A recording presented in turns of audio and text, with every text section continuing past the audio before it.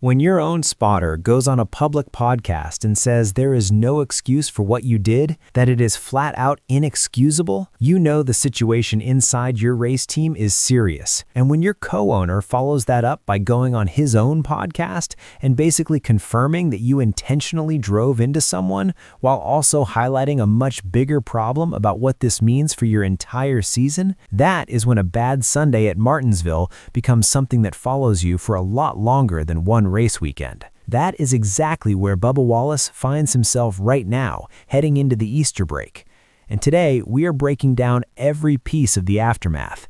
What his own spotter, Freddie Kraft, said publicly, what Denny Hamlin said about both Wallace and Carson Hocevar, the massive championship problem this incident created, and why this 2-week break might be the most important stretch of the entire 2026 season for one of the sport's most talented and most unpredictable drivers. Subscribe to NASCAR Report right now if you are a real NASCAR fan who follows this sport every week. Let us start with the voice that landed hardest this week, because it was not Kevin Harvick calling it out on Fox Sports. It was not Kyle Petty on Inside the Race. It was not Jeff Gluck on The Teardown.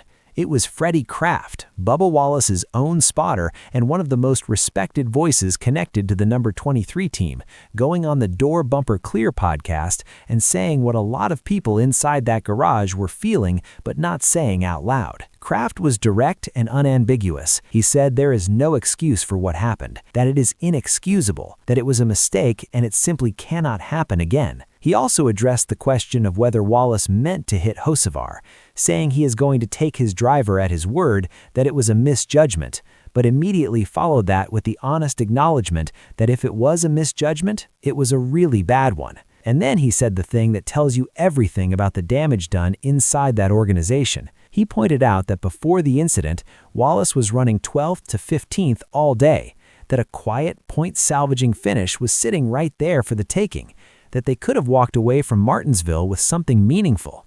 Instead, they went home with nothing and dropped from 3rd in the championship standings to tied for 8th with 5 other drivers. Think about what that means in context. This is the 2026 season, the chase format where every single point matters. The regular season is only 26 races, and the top 16 advance. There is no win and in anymore, no safety net. And Bubba just threw away a massive chunk of his points cushion in about 15 seconds of decisions he cannot take back. Kraft was clear about what is at stake. You cannot have those moments if you want to be a contender for the championship or a serious top 6 finish in the standings. Under this format, drivers only get a few mulligans during the regular season before the math becomes genuinely difficult to recover from. And multiple people inside the garage have made the point that to have a real shot at the 10-race chase, you need to finish the regular season 6th or better. Right now, Wallace is well outside that position. Now, here's where the story gets more layered.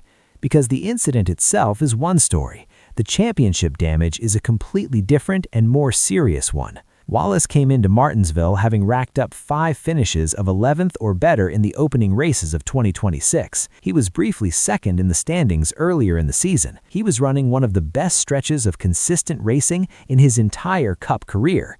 The narrative was completely positive. A driver who had matured, who was maximizing his equipment, who looked like a genuine chase contender for the first time. And then, back-to-back weekends at Darlington and Martinsville wiped out a massive amount of that momentum. A 34th at Darlington where car damage late ended his day, and now a 36th at Martinsville that his own spotter called inexcusable. 2 consecutive DNF-level results at the exact moment in the season where building your points foundation matters most. The 2026 format gives drivers very little room for disaster weekends. Kraft made that point explicitly.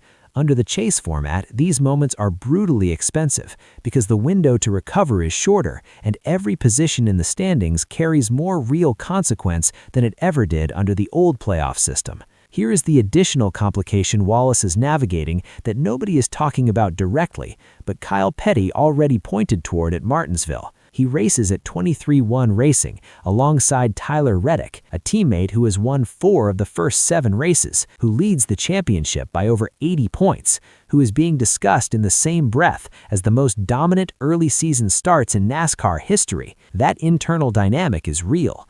And when you're having a bad Sunday running 15th with a car that's not responding the way you know it can, and your teammate is winning races and leading laps and dominating the conversation around your entire organization, the pressure that creates is something every competitor in that garage understands, even if nobody says it directly. Wallace heads into the 2-week Easter break tied for 8th in the standings.